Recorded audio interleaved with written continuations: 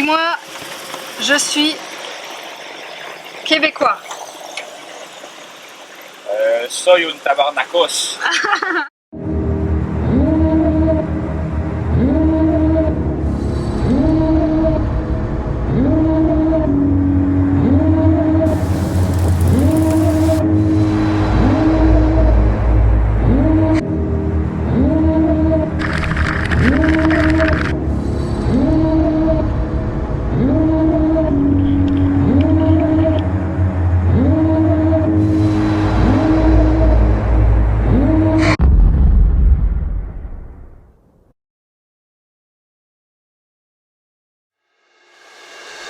Bienvenue dans l'aventure Arctic Stern.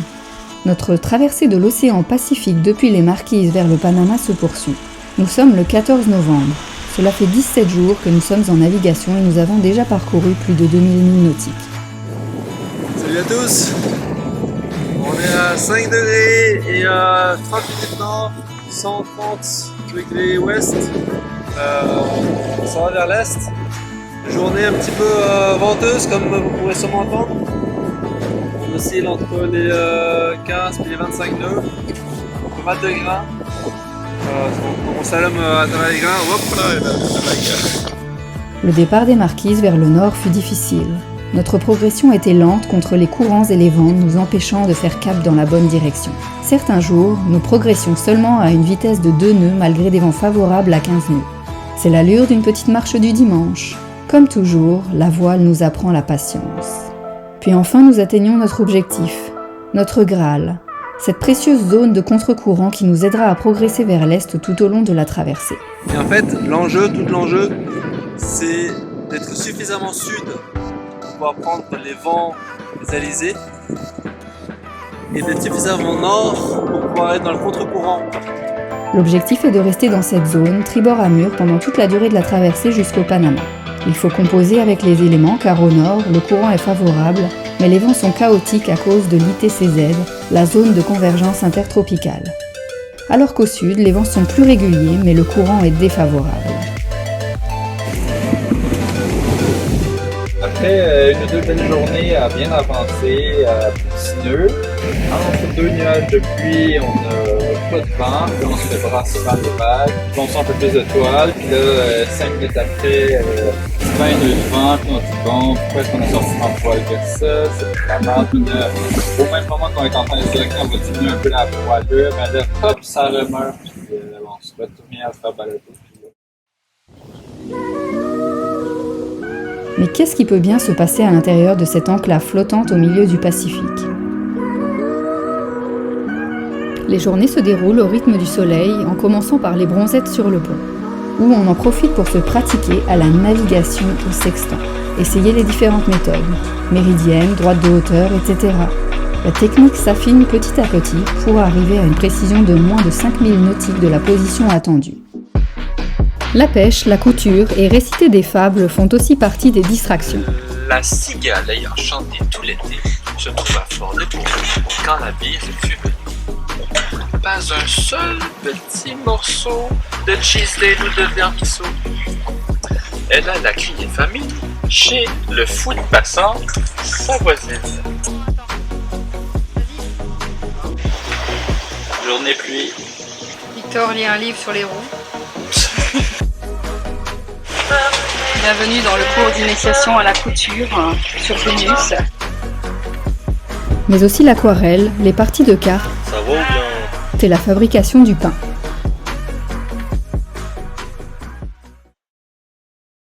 Les nuits sont quant à elles rythmées par les quarts de nuit, car non, on ne peut pas décider de jeter l'ancre pour se reposer par 4000 mètres de profondeur en plein milieu du Pacifique. Le voilier ne s'arrête jamais.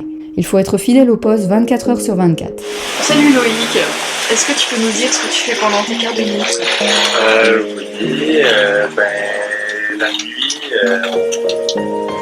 on essaie de pas trop allumer les lumières pour garder un petit peu de vision, quand c'est possible. Il y en a qui écoutent des films quand même.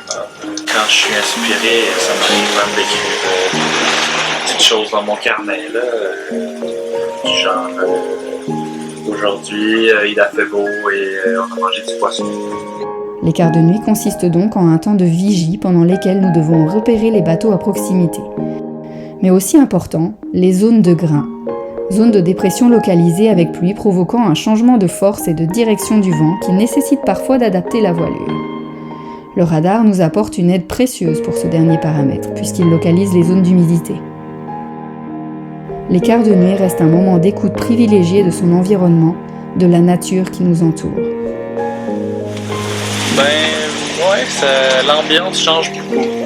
On peut encore plus tomber dans notre tête, je trouve, puis dans ses pensées. Ça, j'aime bien ça.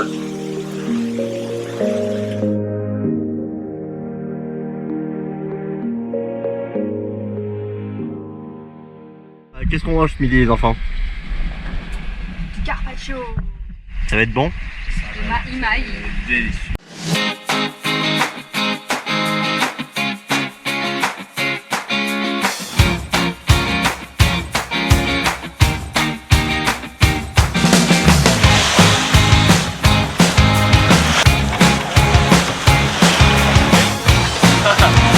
Ça va?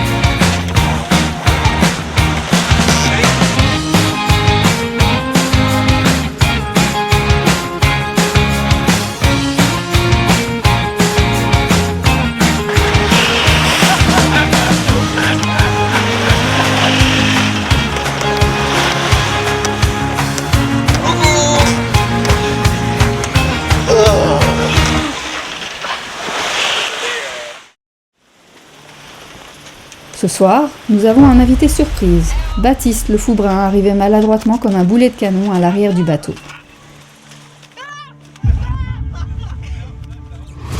Euh, 21e jour de mer. C'est la tempête qui est de nouveau avec nous. Il y a pas mal de vagues.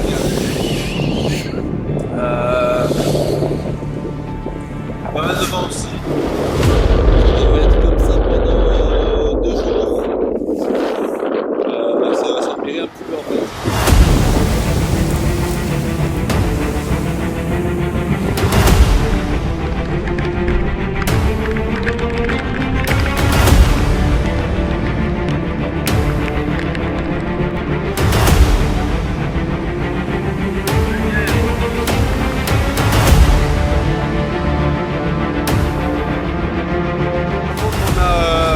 Quelques nouveaux passagers à bord de Vénus.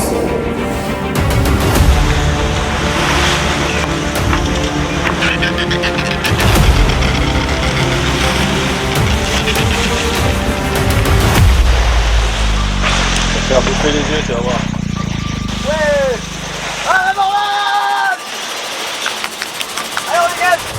Salut à tous, 27e journée en mer, Transpac.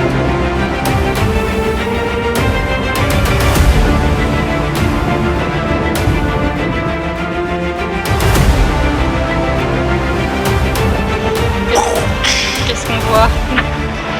Ouais, les dauphins.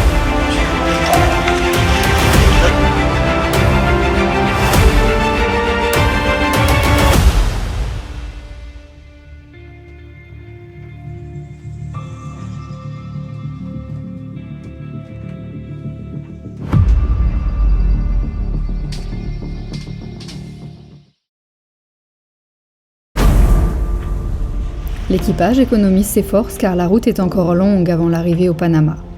Mais au fil des jours, notre objectif est de plus en plus proche. Après près de 4000 milles nautiques parcourus et 31 jours en mer, comme un prémisse du continent mais encore seul au milieu de l'océan, la masse noire rocheuse de l'île de Malpelo s'élève sous nos yeux dans le brouillard. Terre en vue!